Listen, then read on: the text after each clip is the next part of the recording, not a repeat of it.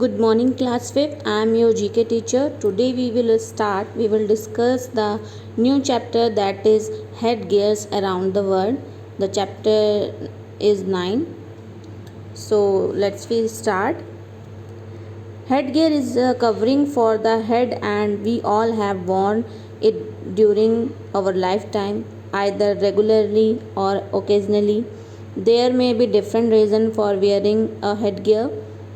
Okay, head gear इसका मतलब है हेड गियर जो होते हैं सिर के लिए एक आवरण हैं और हम सभी ने इसे अपने जीवन के दौरान या तो नियमित रूप से या कभी कभी पहना है। हेड गियर पहनने के अलग अलग कारण हो सकते हैं। तो let us learn about some of the head gears worn by the people around the globe. तो आइए हम दुनिया भर के लोगों द्वारा पहने जाने वाले कुछ हेड गियर्स के बारे में जानें। So the first name is kippah. जैसे कि आप स्क्रीन पे देख रहे हैं किप्पा कैसी होती है।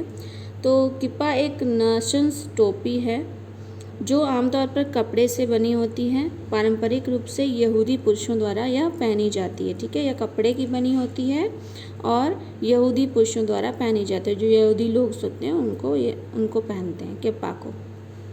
ठीक है, चलिए अब बात करते हैं फौलानी की। फौलानी हेडगियर की बात करते हैं। तो आप स्क्रीन पे देख पा रहे होंगे कैसी होती है, ये कैसे पहनी जाती है। तो इसका मतलब है फुलानी टोपी चमड़े के अनुप्रयोगों के साथ शंक्वाकार फाइबर टोपी है जो पश्चिमी अफ्रीका में फुलानी लोगों से आती है। ठीक है, यह आमतौर पर वो डाबे द्वारा पहना जाता है जो कि फुलानी का एक खानाबदोश मवेशी चारागाह उप समूह है। इस टोपी को अक्सर पगड़ी के ऊपर पहना जाता है। ठीक है, चलिए आगे बढ़ते हैं। नेक्स्ट जो टाइप है वो है कोफिया। ठीक है ना, कोफिया के बारे में हम जान लेते हैं कोफिया के बारे में। कोफिया पूर्वी अफ्रीका में पुरुषों द्वारा पहने जाने वाले एक फ्लैट मुकुट के साथ एक बेमिसाल बेलनाकार टोपी है, विशेष रूप से स्वाहिली बोलने वाली संस्कृतियाँ। ठीक है, कोफिया एक स्वाहिली शब्द है जिसका अर्थ होता है टोपी। कोफिया जो वर्ड होता है वो स्वाहिली वर्ड है जिसका अर्थ होता है टोपी, जो एक बेलनाकार की होती है। ठीक है, बेलनाकार की बनी होती है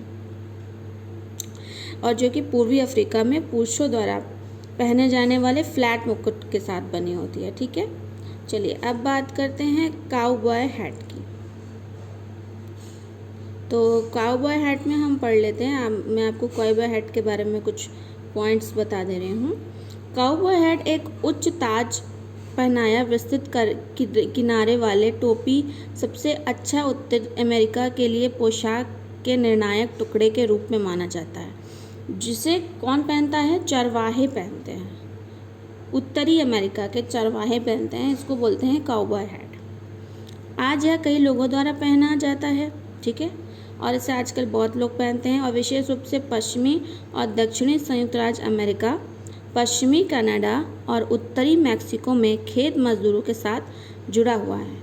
कई देश क्षेत्रीय मैक्सिकन और सर्तनेजो संगीत कलाकारों के साथ और उत्तरी अमेरिकी रेडियो सर्किट में प्रतिभागियों के साथ यह ओल्ड वेस्ट अपैरल के हिस्से के रूप में दुनिया भर में पहचाना जाता है।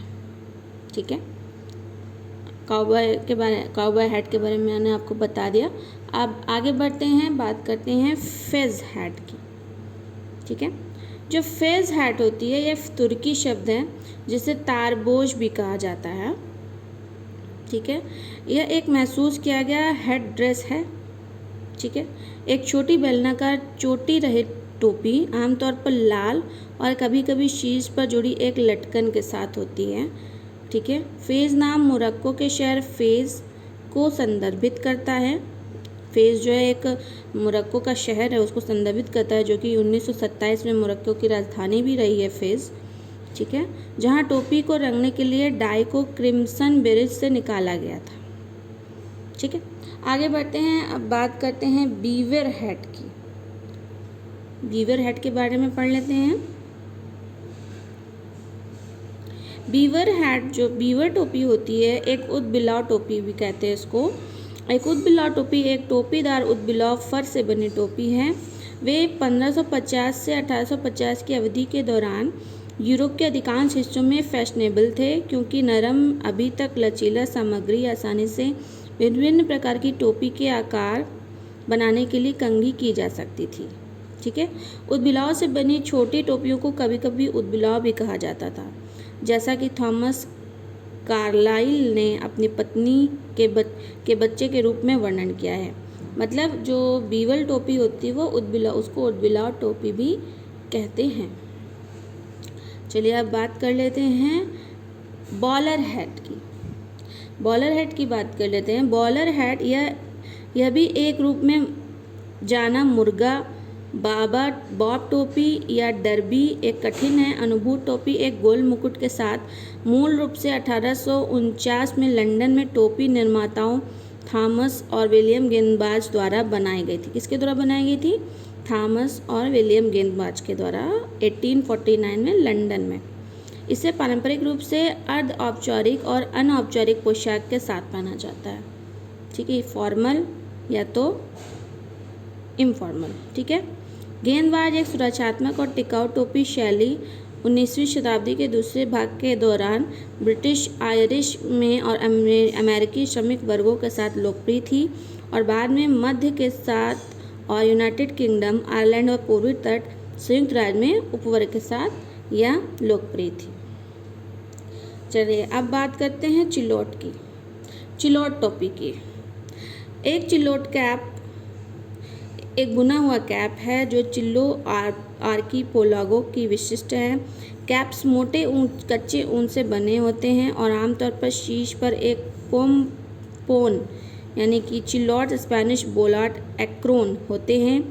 टोपी के डिज़ाइन और रंग अलग अलग हो सकते हैं, लेकिन आमतौर पर प्राकृतिक रूप से गहरे रंग की क्षैतिज पट्टियाँ होती हैं चिल्लौट वाली टोपी में। अब बात करते हैं सोम्ब्रेरो यानी कि सोम्ब्रेरो टोपी की। देखिए, सोम्ब्रेरो टोपी जो होती है बड़े गगर वाली एक किस्म की गोली टोपी होती है जो मैक्सिको में पाई जाती है। स्पेनी भाषा में सोम्ब्रेरो का अर्थ टोपी होता है और यह शब्द सोम्ब्रा से आया जिसका अर्थ है छाया। ठीक है, सोम्ब्रेरो का बीच का हिस्सा उठा हुआ होता है और इसके इर्द गिर्द एक चौड़ी कागर होती है जो सीमा पर थोड़ी सी उठी हुई होती है। ठीक है स्टूडेंट्स, सो मैंने आपको सभी हेड गियर्स के बारे में बता दिया है, इसका ओरिजिन कहाँ कहाँ पर है ये एक्सरसाइज में आपको प्रोवाइड कर दिया जाएगा। ओके, सो आप इस चैप्टर को लर्न करिएगा। ओके स्टूडेंट्स, सो मिलते हैं नेक्स्ट चैप्टर पर। Till then thank you and have a great day ahead.